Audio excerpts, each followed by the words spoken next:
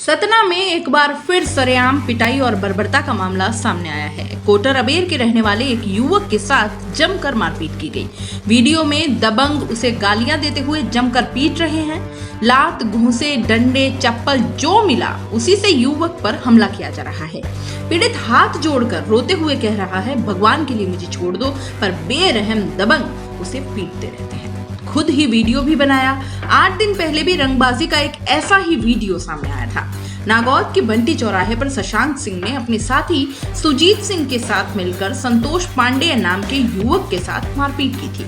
दोनों ने युवक को पहले लाठी और डंडों से पीटा और उसके बाद उसे थूक कर चाटने को कहा। डरा सहमा संतोष जान के डर से सब कुछ करता रहा और इसके साथ आरोपी उसे गाड़ी में भरकर अन्य जगह ले गए, जहां फिर से उसके साथ मारपीट की गई। मारपीट की वजह कर्ज बताई जा रही है। संतोष ने शशांक से कुछ रुपए उधार लिए थे, लेकिन लौटा नहीं पा रहा था। सतना में क्राइम का ग्राफ लगातार बढ़ रहा है। बीते 15 दिनों में सतना में 2 मॉब लिंचिंग, 3 गैंग रेप और 1 जेल ब्रेक की घटना हुई है। मेहर में बीते दिनों जेल ब्रेक की घटना हुई थी, जिसमें एक आरोपी को तो पुलिस ने गिरफ्तार कर लिया, लेकिन दूसरे का सुराग अभी तक नहीं लग पाया है। पंजाब के कांग्रेस अध्यक्ष नवजोत सिंह सिद्धू ने अब सीधी धमकी दे डाली है कि अगर उन्हें निर्णय लेने की छूट नहीं दी गई तो ईंट से ईंट खड़का देंगे। दर्शनी घोड़ा बनने का कोई फायदा नहीं। हालांकि यह धमकी कांग्रेस हाईकमान को है या फिर कैप्टन अमरिंदर सिंह को, इसको लेकर सियासी चर्चाओं का बाजार गर्म है। सिद्धू ने गुरुवार को अमृतसर में व्यापारियों के साथ बैठक में ये बात कही। सिद्धू ने कहा कि वे पहले ही हाईकमान को यह बात कहकर आ चुके हैं। यह बात इसलिए अहम है क्योंकि कैप्टन के खिलाफ बगावत के बाद कांग्रेस हाईकमान की तरफ से हरीश रावत ने कहा था कि सिद्धू को पंजाब कांग्रेस का अध्यक्ष बनाया है, पूरी कांग्रेस नहीं सौंपी। वहीं कश्मीर और पाकिस्तान को लेकर विवादित टिप्पणी करने वाले सलाहकारों को हटाने की चेतावनी भी दी थी। रावत ने कहा था कि सिद्धू उन्हें खुद हटाए, नहीं तो पार्टी हटा देगी। अमृतसर से कांग्रेस सांसद गुरजीत ओजला ने सिद्धू के बयान पर प्रतिक्रिया देते हुए कहा, ईंट से ईंट तो विरोधी पार्टियों की बजाई जा सकती है, किसी अपने की नहीं। मुझे नहीं पता कि वो किसके बारे में ये कह रहे हैं। उन्होंने कहा कि यह बयान निंदनीय है, इससे पार्टी की छवि खराब होती है और कार्यकर्ताओं का हौसला भी टूटता है। यह सिद्धू ही बता सकते हैं कि वो किसकी ईंट से ईंट बजाने की बात कर रहे हैं।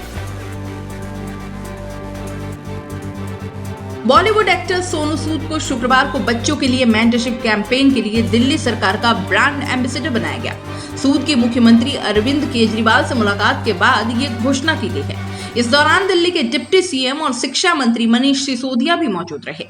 पिछले साल लॉकडाउन के दौरान प्रवासी मजदूरों की मदद करने को लेकर वो सुर्खियों में आए। मुलाकात के बाद सीएम केजरीवाल ने सूद के साथ प्रेस कॉन्फ्रेंस की। केजरीवाल ने कहा कि हम अपने व्यस्त कार्यक्रम में समय निकालने के लिए सोनू सूद के आभारी हैं। वह पूरे देश के लिए एक प्रेरणा बन चुके हैं। हजारों लोग मदद के लिए उनके पास पहुंचते हैं। यह एक तरह का चमत्कार है कि सूद वह कर रहे हैं जो इतनी सारे सरकारें मिलकर भी नहीं कर पाई हैं। सीएम केजरीवाल ने देश के मेंटर कार्यक्रम को समझाते हुए कहा कि सरकारी स्कूलों में पढ़ने वाले गरीब बच्चों के पेरेंट्स ज्यादा पढ़े लिखे नहीं होते। ऐसे में उन्हें बच्चों के करियर को लेकर गाइड करने में दिक्कत आती है। इस कार्यक्रम के जरिए देश भर के पढ़े लिखे लोगों से अपील की जाएगी कि वह सरकारी स्कूलों के कम से कम 2 या 3 बच्चों की जिम्मेदारी लें। दिल्ली के सीएम ने बताया कि अगर आप बच्चों के मेंटर बनते हैं तो आप उनसे फोन से संपर्क कर सकते हैं या फिर आसपास रहते हैं तो मिल सकते हैं। बच्चों के दुख और तनाव को बांटकर आप उनके मन को भी हल्का कर सकते हैं। कई साल तक अमिताभ बच्चन के बॉडीगार्ड रहे मुंबई पुलिस के हेड कांस्टेबल जितेंद्र शिंदे का पुलिस कमिश्नर हेमंत नगराले ने तबादला कर दिया है।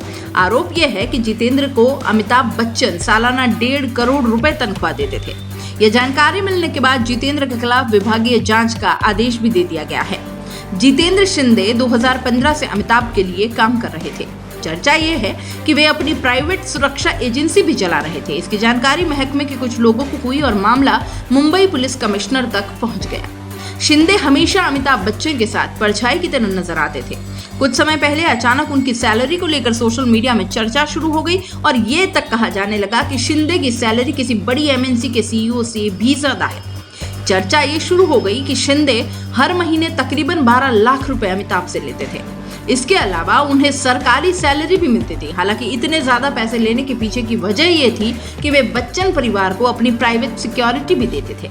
शिंदे ने जानी मानी अमेरिका अभिनेता और निर्माता एलिजा वुड को भारत आने पर सुरक्षा प्रदान की थी।